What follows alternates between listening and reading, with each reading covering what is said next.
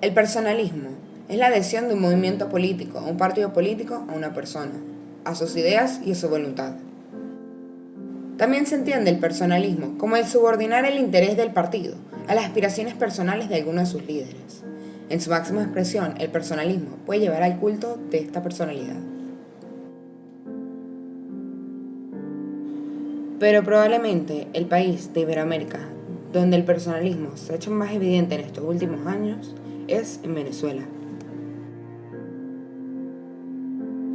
Desde sus comienzos, Venezuela se ha visto marcada por la imagen del hombre fuerte, del militar líder. José Antonio Páez y Simón Bolívar son ejemplo de esto. Y no mucho ha cambiado, pues la mayoría de las figuras políticas en Venezuela han sido de tendencia militar. Bueno, estamos aquí con el profesor Freddy Camejo, graduado de la Universidad Central de Venezuela en la especialización de Sociología. Bueno, profesor, cuéntenos un poco de todo lo que es la tendencia militarista, la tendencia personalista en América Latina, que nace desde la independencia, ¿no es así? También es un fenómeno que se da en América Latina. Este, Tiene sus causas raíz en el proceso de independencia, el poder que se ejerció o los cambios de poderes que se dieron con la independencia. Salieron los blancos realistas y entraron los blancos criollos. Ahí no hubo participación ni siquiera de la clase mayoritaria, la clase social mayoritaria de la población colonial. Para mí no hubo ningún proceso de independencia, sino fue cambios de poder. Y esos cambios de poder se dieron en función de cierto poder militar. Bolívar fue uno, Miranda, aunque Miranda pertenecía a los blancos de orilla, ¿okay? Pero era el ideólogo de la independencia. Eso marcó mucho en el proceso histórico. Después eso transcurre desde 1830 en todas las formaciones hasta la Segunda República, 1811, después la Segunda República, 1813, que marca Bolívar, que organiza la política del Estado venezolano, a pesar de todas las guerras que había, que seguían dándose en todo el territorio venezolano y en muchas partes de América Latina. Y viene a marcar lo que es el militarismo exacerbado que se dio a partir de 1830, ¿no? que se da en Venezuela concretamente. Llega Páez, general, llega al poder, tiene tres periodos de mandato. Después, bueno, llega un civil que va a ser segundo presidente en 1830, que es José María Vargas, pero bajo el mando militar de José Antonio Páez. Era la particularidad de los caudillos, que tenían una capacidad de atraer gente por las promesas que se le hacían. Así en su momento también lo fue Bolívar, Miranda, toda esta gente. Y después todos esos cambios de poderes que cambiaban también la constitución para un poco beneficiar la forma de gobierno de cada militar que se montaba en el poder. Pero a pesar de no ser 1830, la figura de Simón Bolívar está lejos de ser muerta.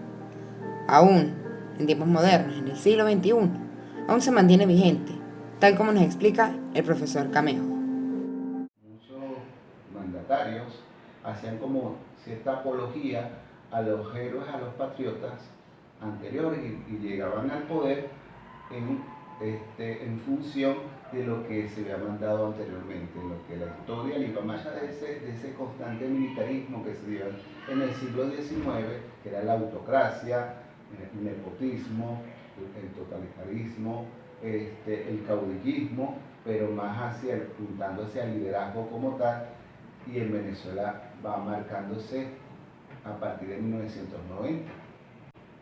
Chávez, o el presidente Chávez, y así empieza a romper un poco con la democratización que se estaba dando en América Latina después de la caída de Pinochet y de la salida de Perón también, y su primera dama, como fue Evita Perón, que también marcó un poco lo que fue el populismo, que también va un poco ligado al militarismo de América Latina.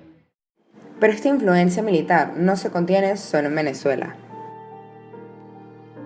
Por ejemplo, tenemos en Cuba a Fidel Castro, quien ha sido no solo una de las figuras militares más importantes de Latinoamérica, ni de Cuba, sino una de las figuras más importantes del mundo.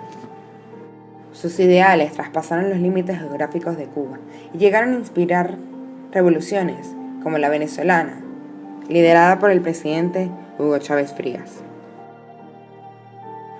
Pero la verdad es que las dictaduras no se detienen aquí. Una de las dictaduras más brutales del siglo XX sucedió en nuestra hermana Brasil, con el presidente Getúlio Vargas, quien fue un mero personalista. Si viajamos un poco más al sur, tenemos una de las dictaduras más brutales, no solo de su país, sino de la historia de Latinoamérica, que fue la de Augusto José Ramón Pinochet Ugarte. Él fue responsable de la detención de 80.000 personas y la tortura de alrededor de decenas de miles.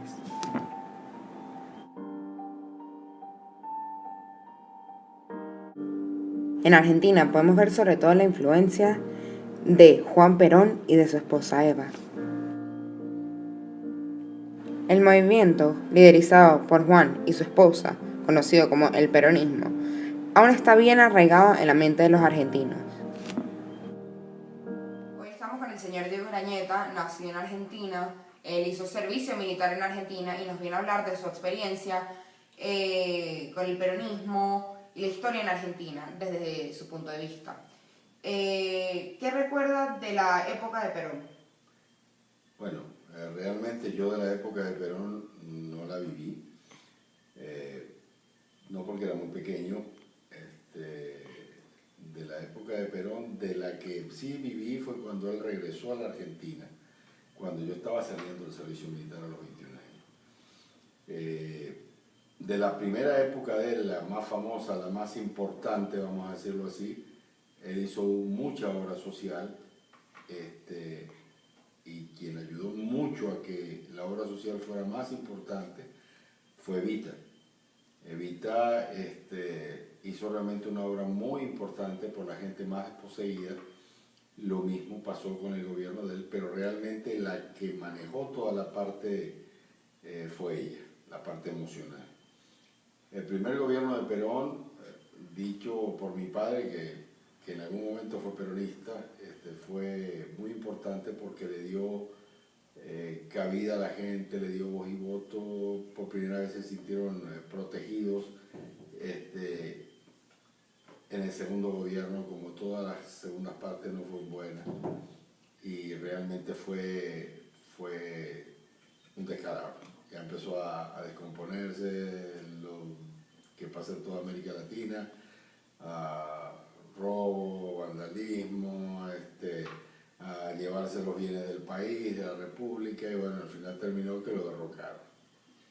¿Por qué o cuál considera que fue la influencia de Perón en la historia, o por qué se ha mantenido durante tanto tiempo? Porque hoy en día todavía se le menciona como una figura política. Casualmente, por la razón que yo expliqué antes, por el primer gobierno de él fue muy importante porque él protegió, le dio educación, ayudó mucho a la gente más humilde, a la gente más desposeída. Y eso quedó muy impregnado en la gente. Todavía al día de hoy, 50, 60, 70 años después, sigue existiendo peronistas. Una cosa son los peronistas, el Partido Peronista, y otras son los kirchneristas, que tienen que ver, son como una rama, pero delincuencial del peronismo. Y no quiere decir que el peronismo sea bueno, pero estos fueron mucho peores. ¿Cuál diría que sería la principal diferencia entre los kirchneristas y los peronistas? Kirchner salió del peronismo, pero no era un peronista acérrimo. Kirchner era un oportunista, para mí. Y bueno, las pruebas están de todo lo que se han robado, todo lo que han encontrado. Se rodeó de gente que eran todos unos ladrones, el mismo caso que en Venezuela. les permitió robar, les fomentó robar, él participaba en los robos, todavía están saliendo cosas a la luz de los robos y ni siquiera yo creo que han sacado a la luz ni el 10% de lo que se han robado. El peronismo originalmente como idea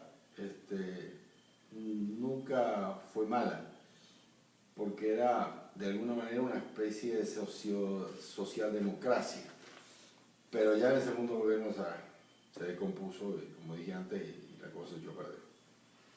Y Eva Perón, que la mencionó antes, fue una figura muy importante, porque ella también se mantiene como una figura tan relevante en la historia, tan amada por el pueblo argentino.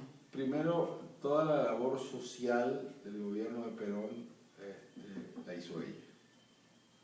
O sea, quien protegió a las madres, quien protegió a la gente que no tenía vivienda, quien construyeron edificios y le dieron casa a la gente que no tenía. Todo eso era Eva Perón.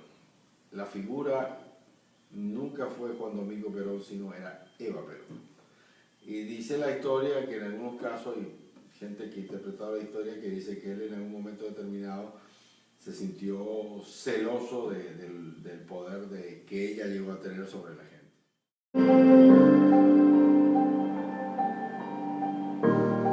Entonces, profesor, ¿usted opina que tanto el militarismo como el personalismo, que curiosamente se dan juntos casi siempre, todavía está afectando a América Latina? Todavía está afectando y todavía están ahí como que al pie del cañón porque todavía hay focos. Es como decía una persona, no voy a decir la grosería, una persona de historia, como de derecho constitucional, murió el hijo, pero no ha muerto la madre que lo parió, que es la tierra.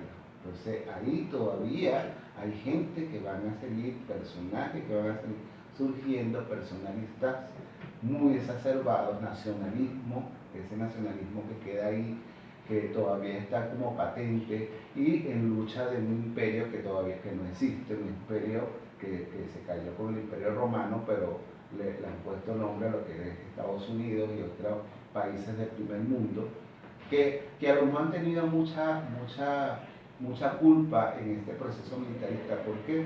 Porque ellos se han beneficiado también a raíz de la venta de armamento a toda América Latina. Eso también le ha dado poder al militarismo, por eso que se llama militarismo.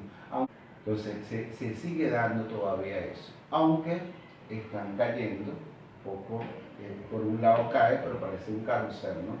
Un lado salen uno y por otro lado salen otros. Entonces ese es el detalle de este personalismo militarista que hay en América Latina.